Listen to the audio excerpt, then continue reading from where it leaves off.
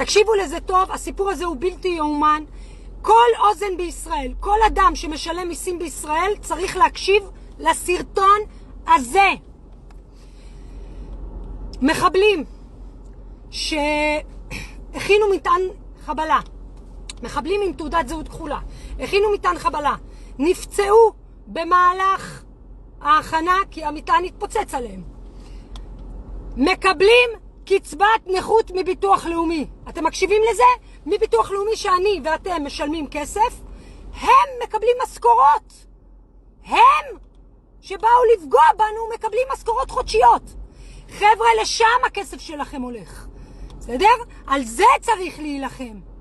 540 מחבלים שנפצעו במהלך הכנת מטען חבלה שהיה אמור לפגוע בנו, מקבלים קצבת נכות מביטוח לאומי.